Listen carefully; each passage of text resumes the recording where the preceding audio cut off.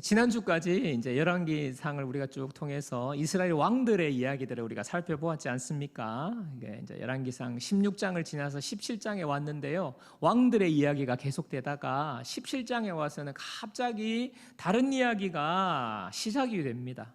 엘리야라는 선지자가 등장하면서 왕들의 이야기가 지금 새로운 이야기로 바뀌는 순간인데요. 열왕기상 17장부터 열왕기하 2장까지가 바로 엘리야 선지자를 중심으로 한 이야기가 기록되어 있어요. 다음 달부터 이제 우리가 큐티가 이제 바뀌는데, 본문이 바뀌지만 아마 저는 다음 달에도 계속해서 이제 열왕기상을 통해서 여러분에게 하나님 주시는 말씀을 좀 나누려고 합니다. 아마 엘리야를 통해서 하나님 주시는 은혜, 엘리야라는 인물을 살펴보면서 하나님 주시는 말씀을 좀 나누려고 합니다. 자, 오늘 열왕기상 17장에 엘리야가 이제 등장하는데요. 엘리야의 등장을 이렇게 소개합니다. 자, 열왕기상 17장 1절 보세요. 길르앗에 우거하는 자 중에 디셉 사람 엘리야가 아합에게 말하되 내가 섬기는 이스라엘의 하나님 여호와께서 살아계심을 두고 맹세하노니 내 말이 없으면 수년 동안 비도 이슬도 있지 아니하리라 하니라. 보통요, 성경에서 새로운 인물이 딱 등장하면요, 그 사람에 대한 족보가 아버지, 할아버지, 증조 할아버지부터 시작해가지고 쭉 올라가서 그 족보를 소개해요. 그리고 집안 배경이 될 만한 이야기들을 소개합니다. 그런데 엘리야는요, 길르앗에 사는 디셉 사람, 그게 끝이에요, 끝. 그러니까 별로 족보상에 소개할 만한 위대한 가문이 아니라는 거죠. 평범한 보통 사람이라는 것입니다. 소개할 게 어디 사는 누구 그밖에 없는 거예요. 엘리야라는 이름, 엘리와 야가 결합된 이름인데요. 엘리는요, 나의 하나님 이런 뜻이에요. 야는요, 야외 할 때 야입니다. 여호와 할 때 야. 엘리, 야. 나의 하나님은 여호와이시다, 야훼이시다. 이게 이 엘리야의 이름의 뜻이에요. 무엇입니까? 하나님에 대한 신앙 고백이 굉장히 분명한 사람, 자기 이름인 거죠. 나의 하나님은 여호와시다. 이 엘리야가 지금 아합 왕 앞에 나타나서 말합니다. 여러분, 아합 왕은요, 그 당시에 이스라엘의 왕이에요, 왕.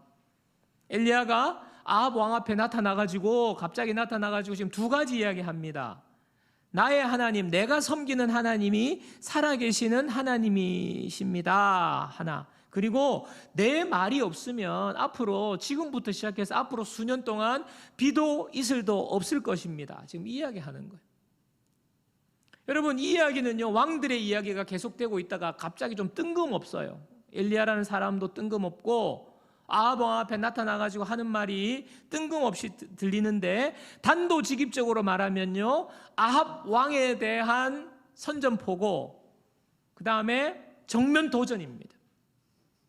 이 말이 왜 정면도전이고 선전포고인지 여러분 제가 설명을 드릴 테니까 잘 들어보세요. 그러면 이해가 될 거예요. 아합은요, 오므리의 아들인데 북이스라엘의 왕이 되어가지고 22년을 다스린 왕입니다. 열왕기상 16장 30절에 보면 오므리의 아들 아합이 그의 이전의 모든 사람보다 여호와 보시기에 악을 더욱 행하여, 아합 왕을 소개하는데 오므리의 아들인데 그의 첫 소개가 무엇입니까? 외모가 어땠다, 뭐가 어땠다, 그 말이 아니라 이 사람은 이전의 모든 사람들보다 여호와 앞에 더 악한 사람이었다. 악한 사람이라는 것을 그냥 바로 소개하는 거예요. 첫 번째 소개가 이 사람을 나타내는 대명사와 같이. 계속해서 보겠습니다. 31절 32절도 보세요. 느밧의 아들 여로보암의 죄를 따라 행하는 것을 오히려 가볍게 여기고 시돈 사람의 왕 엣바알의 딸 이세벨을 아내로 삼고 가서 바알을 섬겨 예배하고 사마리아에 건축한 바알의 신전 안에 바알을 위하여 제단을 쌓으며 또 아세라상을 만들었으니 그는 그 이전에 이스라엘의 모든 왕보다 심히 이스라엘 하나님 여호와를 노하시게 하였더라. 추가로 설명되어 있어요. 그 이전보다 악했는데, 더 악했는데 어느 정도였는지 지금 설명을 해놓은 게 방금 읽은 말씀인데요. 앞으로 여러분, 아합과 이세벨이라는 이 두 사람의 이름이 굉장히 자주 등장하게 될 텐데요. 한마디로 말하면 아합과 이세벨은요, 역대급 악한 커플이에요. 악함의 끝판왕 부부예요. 부부가 양쪽 다 얼마나 악한지 그렇게 생각하면 됩니다. 이세벨에 대해서 방금 읽은 말씀에 보면요, 시돈 사람의 왕 엣바알의 딸이라고 소개합니다. 여러분, 이스라엘이 지금, 과거에 지금도 이스라엘이 있죠. 이스라엘이 있으면 그 지역을 옛 지명은 가나안이라고 했습니다. 하나님께서 이스라엘 백성들을 가나안 땅으로 가서 거기 정착하게 했잖아요. 가나안 지역인데 그 가나안 지역에 섬기는 신이 있었어요. 가장 핵심적으로 중심이 되는 종교가 바로 바알 종교라는 종교입니다. 바알 신을 섬기는 건데요, 이 바알 종교가 시작된 곳, 바알 종교의 중심지가 바로 시돈이라는 지역이에요. 시돈이라는 지역. 이스라엘이 이렇게 여기 있으면 여기 이제 바다가 있죠. 이스라엘이 여기 있으면 이스라엘 위쪽으로 북쪽 지역에 보면 해안가 지역이 시돈 땅이에요. 시돈 땅. 여기서 바알 종교가 가장 거기서 중심이 되는 지역인데요, 이 시돈을 다스리는 왕 이름이 뭐라고요? 엣바알이에요. 엣바알. 왕의 이름에 바알이 들어가 있어요. 자기가 섬기는 신 바알 신의 이름이 들어가 있어요. 얼마나 바알 숭배가 거기가 원조라는 것 아니겠습니까? 그 시돈, 바알 신을 섬기는 그 가장 수도와 같은 시돈의 왕 엣바알의 딸이 바로 이세벨이라는 여자예요. 이세벨. 그 이세벨이 지금 이스라엘의 왕인 아합 왕과 결혼을 한 것 아닙니까? 바알 종교의 원조 집의 딸과 이 이스라엘 왕 아합이 결혼을 했어요. 그 후에 어떻게 됩니까? 여자가 얼마나 강력한지, 그죠? 온 이스라엘이 그냥 그 이세벨이 섬기는 그 시돈 땅의 바알 종교로 그냥 다 뒤덮여 버린 거예요. 바알에게 예배드리고요, 바알 신전을 만들고요, 거기서 제사 지내고요. 지난주에 우리가 아사왕이 아세라상을 다 불태웠다 그랬는데 다시 아세라상 만든 거예요. 아세라상. 그래서 우상숭배 천지가 된 거예요, 온 이스라엘이. 여러분, 이스라엘은요, 하나님께서 애굽에서 노예로 살던 정말 그 불쌍한 노예 생활하던 그들을 구출해낸 분이 하나님 아니십니까? 하나님께서 그들을 기적으로 구원해내시고 지금 이렇게 이스라엘 땅을 이렇게 정착하게 하셨는데 그 하나님 떠나버린 거예요. 그리고 바알 숭배하고 우상 숭배하는 나라로 완전히 바뀌어버린 것입니다. 여러분, 바알, 고대의 신들은 다 그런 타이틀이 있지 않습니까? 아르테미스 하면 사랑의 여신, 이런 것처럼, 미의 여신, 이런 것처럼. 자, 바알이라는 신은요, 폭풍과 풍요의 신이에요. 폭풍. 구름을 몰고 오고 비를 내리게 하는 폭풍의 신이에요. 풍요의 신이에요. 왜? 그 지역에는요, 비가 내리지 않으면 농사가 안 돼요. 결정적인 그 시기에 비가 확 쏟아져가지고 그 사막에 농사가 되는 거거든요. 폭풍과 풍요의 신이 바알 신입니다. 그런데 지금 엘리야가 아합 왕 앞에 나타나가지고 뭐라고 그럽니까? 내가 믿는 하나님이 살아계시는 참 신입니다. 내가 지금 말하지 않으면, 내 말이 없으면 수년 동안 비도 없고 이슬 한 방울도 없을 것입니다. 하나님이 비를 안 주실 겁니다. 수년 동안 하나님이 비를 안 주실 겁니다. 무슨 말입니까? 그죠? 아합은 지금요, 바알을 그렇게 숭배하고 있어요. 폭풍과 풍요의 신. 바알이 비를 주면 풍요롭게 되고요, 바알이 비를 안 주면 그냥 흉년이 지는 그 바알 신을 숭배하는 왕 앞에 바알이 비를 주는 거 아니에요. 바알은 참신이 아닙니다. 하나님이 지금 비를 안 주실 거니까 그렇게 아세요. 선포하는 거 아닙니까? 바알 신에 대한 도전 아닙니까? 아합 왕에 대한 선전포고요, 정면 도전이 바로 그래서 그렇다는 거예요. 지금 그 후에 하나님께서 엘리야에게 계속해서 말씀하시죠. 그곳을 떠나서 요단 앞 그리 시냇가로 가라. 거기서 너는 숨어라. 거기서 너는 시냇물을 먹고 내가 까마귀를 명하여서 너를 먹여 살릴 것이다 말씀하시죠. 엘리야가 지금 아합 왕에게 정면 도전, 선전포고를 하고 난 뒤에 엘리야가 겪는 첫 번째 일입니다. 열왕기상 17장 6절에 오늘 말씀, 열왕기상 17장 6절, 자 우리 한번 다 같이 읽어보겠습니다. 다 같이요. 까마귀들이 아침에도 떡과 고기를, 저녁에도 떡과 고기를 가져왔고 그가 시냇물을 마셨으나.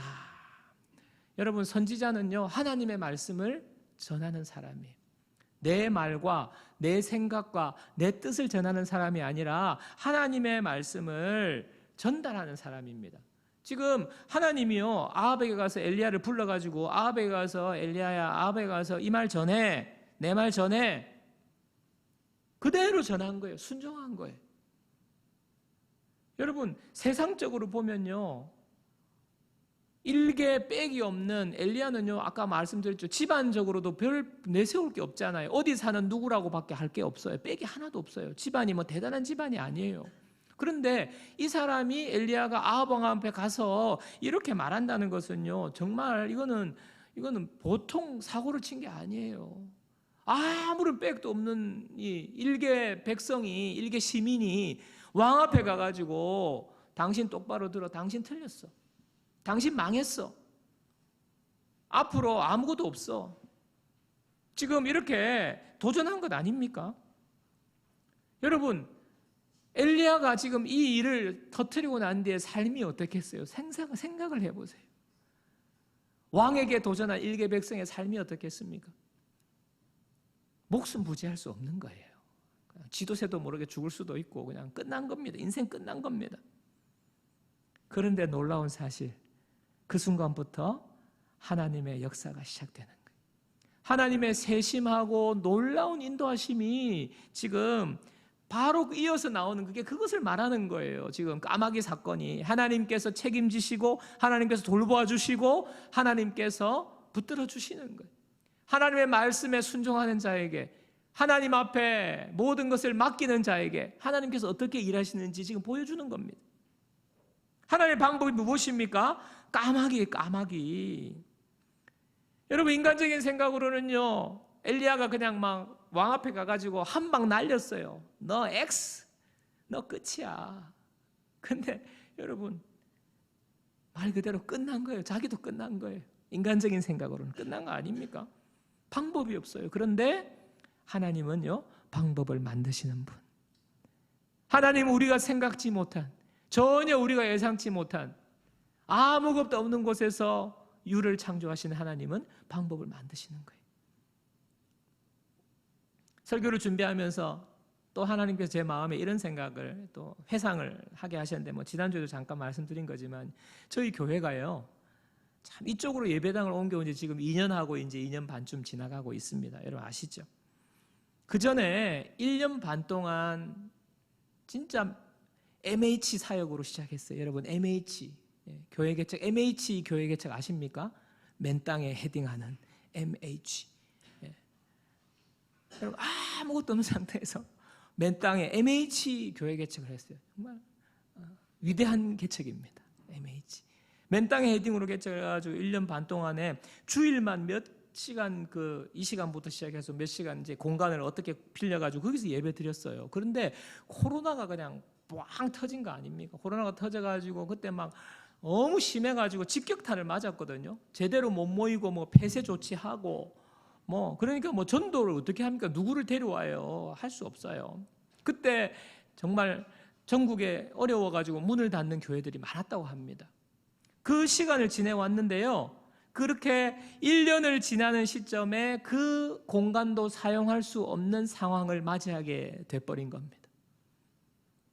1년 만에 그냥 그 공간도 지금 사용할 수 없어요. 근데 우리의 형편은요? 아무것도 없어요. 그럼 몇 시간 빌려서 하는 교회가 뭐 코로나에 뭐가 있었겠어요? 그냥 뭐 길거리에 내앉을 수밖에 없는데 현실적으로는 아무 방법이 보이지 않아요. 그래서 하나님 앞에 뭐 어떻게 해요? 선포했죠, 선포. 우리 성도들 몇 명 이렇게 모아놓고 우리 공간을 얻읍시다. 여러분 같이 기도합시다. 하나님께서 어떻게 역사하시는지 기도합시다. 이렇게 선포했어요.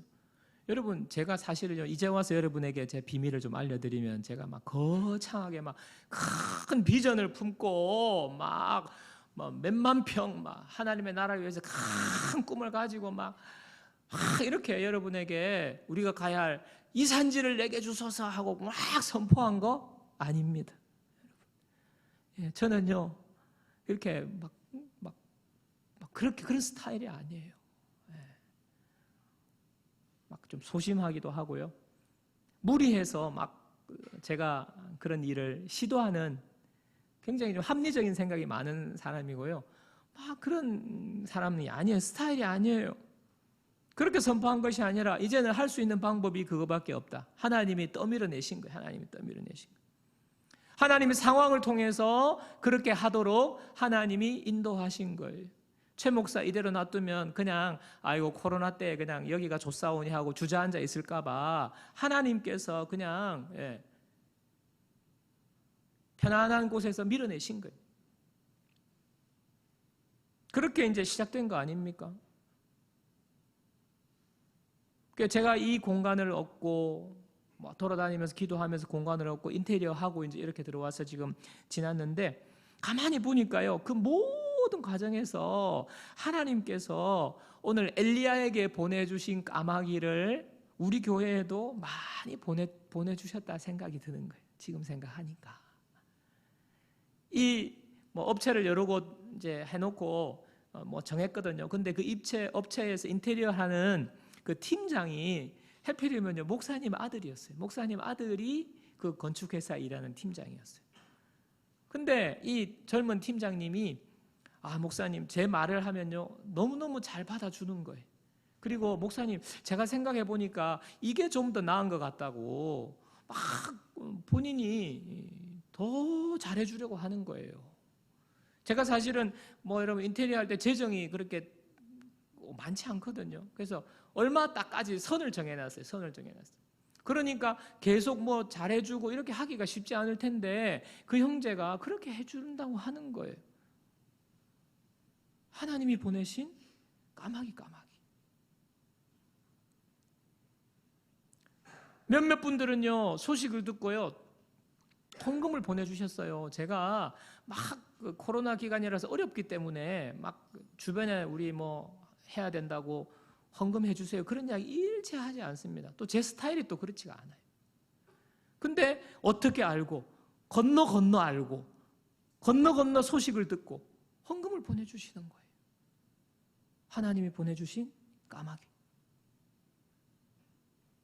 이 공간을 이제 어떻게 할까 하다가 이제 매매를 한번 해보아야 되겠다 하고 생각을 하고 이제 대출을 받으러 가야 되는데 은행마다 대출 안 해준다는 거예요. 교회는 대출 안 해준다는 거예요. 더더군다나 개척교회는 대출 안 해준다는 거예요. 어떻게 하지? 한 목사님이 소개를 해줬어요. 근데 그분이 너무 잘해주시는 거예요. 우리가 개척교회가 뭐가 있다고 잘해주시는 거예요. 하나님이 보내주신 은행의 까마귀. 어떻게 해가지고 또 재정을 딱 맞췄는데 세상에나 매매를 하고 나니까 세금이 있다는 거예요. 세금이. 제가 이런 경험이 없으니까 딱 맞춰가지고 했는데 세금이 없다 하니까 어떻게 해요? 이제 매매하는 그 당사자분하고 이제 이야기하면서 솔직하게 이야기했는데 이거 어떡하죠?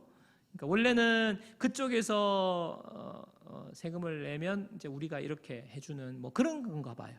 근데 우리가 줄 수가 없으니까 어떻게 해요? 이야기했는데 그분이 가만히 생각하더니 그러면 목사님 제가 그 세금을 좀 헌금하겠습니다. 예, 제가 말도 안 했는데 제가 잘 아시는 분이 아니에요. 저를 뭐 뜨겁게 사랑하고 뭐 교제가 있는 분이 아니에요. 잘 모르는 분이에요. 그냥 안면만 있는 분이. 하나님이 보내신 까마귀. 지금까지 까마귀 몇 마리 날아왔습니까? 네, 까마귀. 또 하나님이 주시는 그 생각.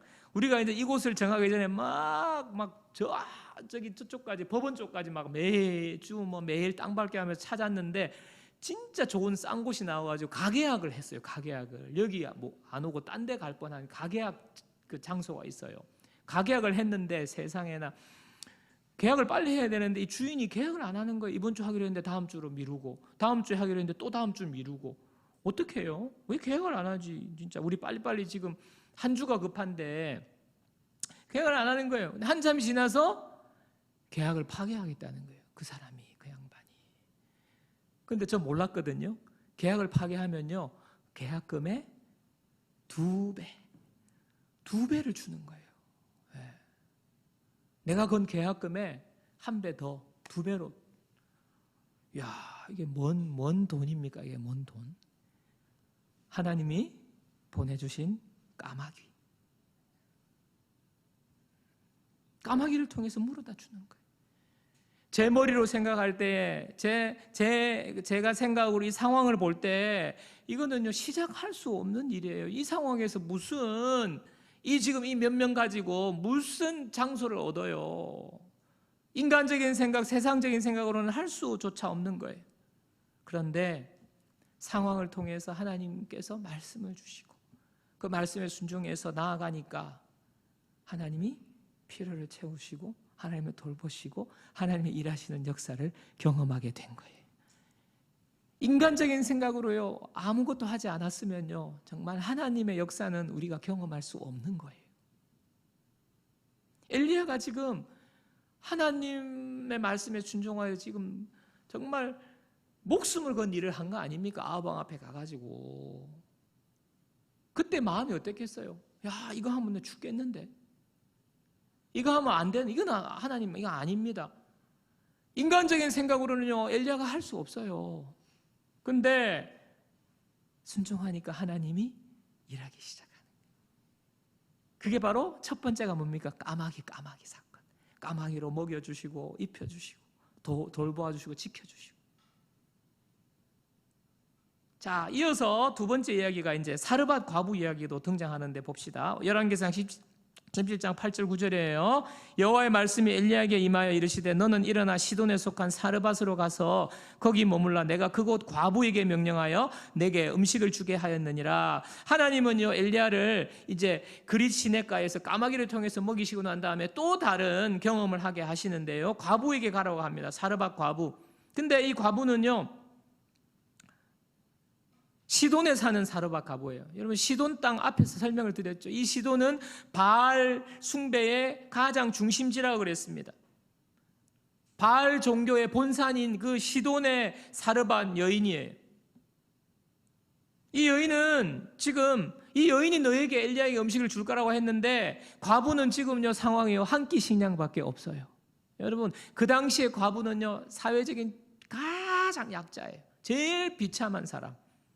과부인데 식량이 한 끼밖에 없어서 지금 나뭇가지 줍고 있는데 왜 줍느냐? 나뭇가지로 불 피워가지고 그 지금 마지막 식량 남은 거 다 음식 해먹고 아들과 함께 죽으려고, 인생 끝내려고, 이제 소망도 없고 아무것도 없고 너무너무 힘드니까 죽으려고 하는 것 아닙니까? 이 여인을 지금 만나게 하는 거예요. 엘리야가 그 여인을 만나서 뭐라고 말합니까? 열왕기상 17장 13절입니다. 엘리야가 그에게 이르되 두려워하지 말고 가서 내 말대로 하려니와 내 말대로 그렇게 음식을 해 먹지만 먼저 그것으로 나를 위하여 작은 떡 한 개를 만들어 내게로 가져오고 그 후에 너와 내 아들을 위하여 만들라. 여러분 이게 무슨 말입니까? 지금 비참한 과부를 만났어요. 한 끼 식량밖에 없고 이거 먹고 이제는 그냥 막 속 편하게 그냥 먹고 그냥 죽자. 먹고 죽자.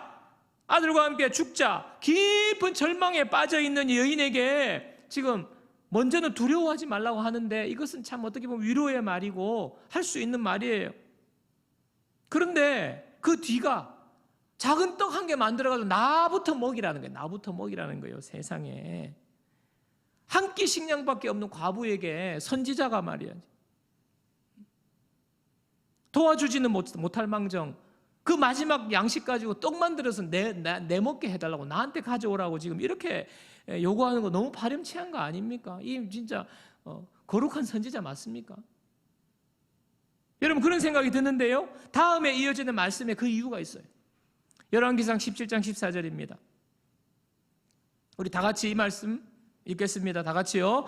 이스라엘의 하나님 여호와의 말씀이 나 여호와가 비를 지면에 내리는 날까지 그 통에 가루가 떨어지지 아니하고 그 병에 기름이 없어지지 아니하리라 하셨느니라. 여러분 하나님께서 엘리야를 시돈 땅에 있는 사르밧 과부에게 보낸 이유가 있어요. 바알을 그렇게 가장 열렬히 숭배하는, 폭풍과 풍요의 신을 숭배하는 그 시돈에 살지만 정작 현실은요, 한 끼 양식밖에 없어요. 살아갈 희망이 없어요. 내일이 없는 거예요. 이 과부를 하나님이 찾아오시는 거예요. 하나님이 불쌍히 여기시고 하나님이 사랑하셔서 찾아오시는 거예요. 그러면서 말씀을 주시지 않습니까? 너의 생명을 지키고 너를 먹여 살리는 신은 너가 지금 살고 있는 이 땅의 신 바알이 아니야. 내가 너를 먹여 살리고 내가 너를 생명을 지켜주고 너를 보호하는 내가 참 하나님이야. 내가 참 신이야. 이 사실을 지금 알려주시기 위한 거잖아요.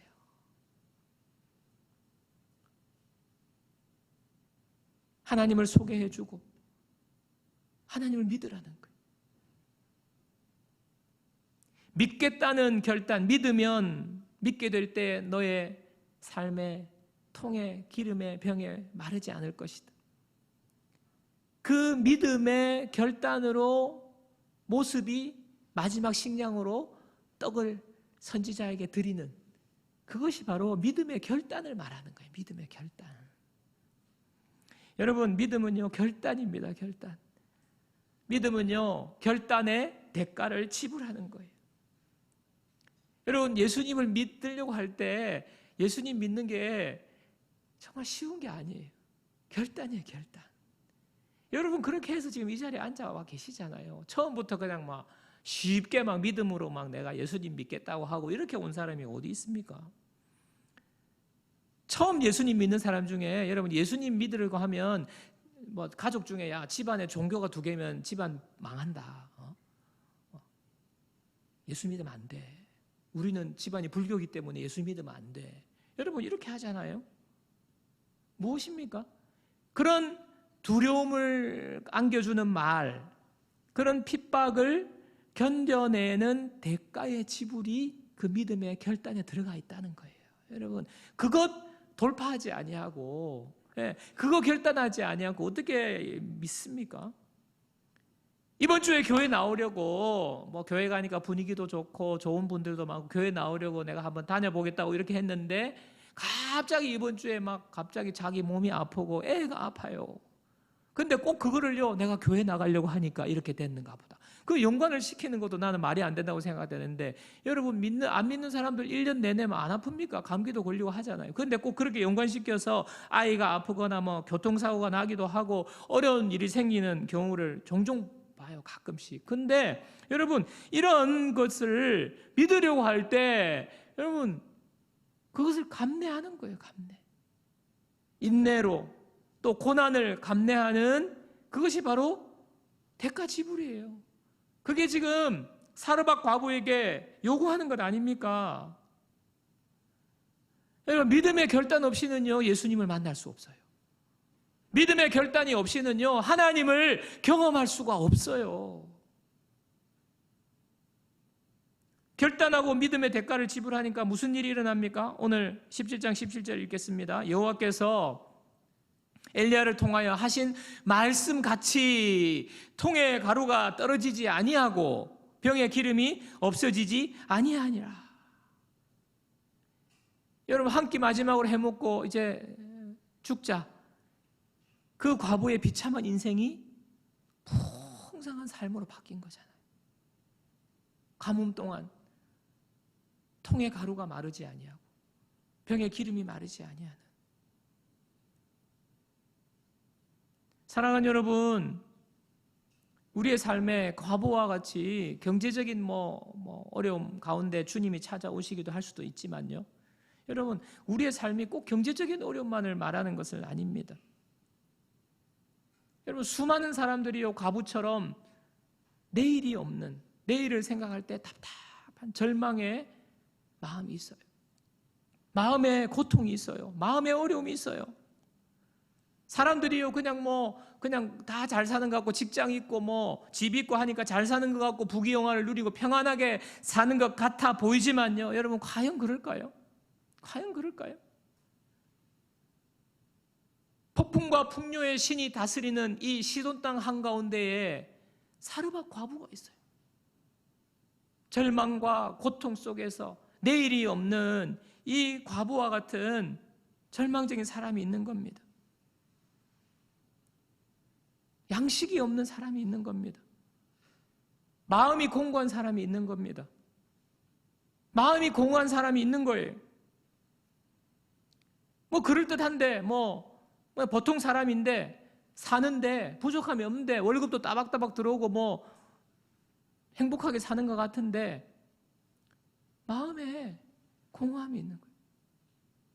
채워지지 않는 마음이 있는 겁니다. 만족이 안 되는 거예요, 세상에 있는 것으로. 그래서 더 가지고 싶어 하고, 더 채워지고 싶어 하고. 여러분, 지난주에 유명 연예인, 그 마약 뉴스가 나왔지 않습니까? 유명 연예인, 남자 배우. 여러분, 무엇을 말하는 겁니까? 이 세상의 것으로 채워지지 않는 공허한 마음이 있다는 거예요. 남들보다 더 인기가 많고 연예인이고 그럴듯하게 살지만 괴롭고 절망적인 마음에 문제가 있다는 거예요. 하나님은 과부에게 오늘 찾아오셨어요. 너 두려워하지 말아라. 내가 너의 고통, 절망에서 너를 건져줄게. 너를 지키고 돌봐줄게. 나를 믿는 믿음의 결단을 하여라. 너가 가지고 있는 그것 가지고 먼저 하나님께 드리는 거예요. 여러분, 이것을 여러분 오해하시면 안 됩니다. 하나님이 복을 받으려면 내가 가지고 있는 전 재산을 드려야 한다. 그건 말하는 거 아니에요. 믿음에는 결단이 따라와야 된다는 거예요. 내가 감내해야 될 것. 그거 없으면 끝장인 나의 전부를 드리는 거예요. 나의 삶을 드리는 거예요. 여러분, 믿음은 하나님께 내 전부를 드리는 거예요. 거래하는 게 아니에요. 하나님께 나의 삶을 드리고 나의 전부를 드리면서 믿음으로 나아갈 때에 나에게 오는 여러 가지 고난과 어려움들을 그걸 대가 지불하면서 그게 바로 믿음이란 말입니다. 여러분, 하나님은요, 저와 여러분들을 구원해 주시는 분이에요. 하나님은 저와 여러분에게 은혜를 주시는 분입니다. 하나님은 저의 삶을 인도하는 목자가 되십니다. 하나님은 우리의 필요를 채워주시는 우리의 공급자가 되십니다. 근데 이 하나님을요, 우리가 귀로만 듣고 이 성경책에 있는 것만을 알고 내 고백이 안 되면 여러분, 그것은요, 너무 신앙생활 안타까운 거 아닙니까? 하나님은 능력이 많으시다는데, 하나님은 살아계신다는데, 하나님은 공급자라는데 내 삶에는 일어나지 않나? 그 하나님을 나는 또 믿는다고 주일마다 와. 그거같이 안타까운 게 어디 있어요? 무엇이 문제입니까? 하나님 앞에 내 삶 전체를 드리는 믿음의 결단이 없기 때문에. 믿음의 결단이. 여러분, 하나님을 머리로만 알고 지식적으로 아는 것이 아니라 여러분의 하나님으로 체험하는 그런 놀라운 경험의 삶이 되기를 축복합니다. 자, 여러분, 하나님이 여러분에게 말씀하시면요, 순종하라고 요구하시는 거예요. 순종. 말씀은요, 반드시 순종을 요구하세요. 그 말씀을 들을 때 여러분 마음에 이거 순종하면 나 끝장나겠는데, 이거 순종하면 사업 안 되겠는데, 이거 순종하면 이거 직장생활 문제가 있겠는데 여러분 그런 생각이 들어요. 하나님의 생각은 여러분 생각과 다르기 때문에. 여러분 세상은요 그렇게 하지 말라 그래요. 세상은. 근데 하나님은요 그렇게 하면 왠지 망할 것 같고 손해볼 것 같고, 여러분 사르밧 과부 그 한 끼, 야 이거 진짜 목숨만큼 이거 한 끼 먹고 생각이 바뀔 수도 있잖아요. 배불러가지고. 근데 이거 한 끼 내놓으라 하니까 이거는 이제 완전 죽는 거잖아요. 여러분 그런 생각이 든다니까요. 큰일 날 것 같고 문제 생길 것 같고 망할 것 같고. 그런데 하나님을 믿고 결단으로 드리는 거예요. 믿음의 결단으로. 믿음의 결단으로 순종할 때 하나님께서 여러분 삶 가운데 역사하시고 여러분은 살아계신 하나님을 경험하게 될 것입니다. 여러분 순종하셔야 돼요. 순종. 말씀대로 마지막 그것을 드렸더니 기적이 일어난 거예요. 기적이. 순종하기 전에는요 기적을 경험할 수가 없어요. 순종하기 전에는요 까마귀를 경험할 수가 없어요. 말씀을 정리하겠습니다. 하나님은 저와 여러분의 삶을 붙드시고 인도하시고 책임지는 분입니다. 믿습니까? 이 하나님 붙드시고 인도하시고 책임지는 하나님을 여러분 경험하시기를 축복합니다. 그러기 위해서 여러분요 믿음으로 순종의 결단을 하는 거예요. 여러분 지금 내려놓지 못하는 것, 드리지 못하는 것, 그거 결단해 보세요. 순종해 보십시오. 입으로만 하는 순종이 아니라 우리의 대가를 지불하는 순종으로 나아갈 때에 그것이 무엇이 될지라도 하나님께서는 그것을 통하여 우리의 믿음을 보시고 우리에게 하나님을 나타내 보여주시고 우리에게 실제로 하나님을 경험케 해주실 줄 믿습니다.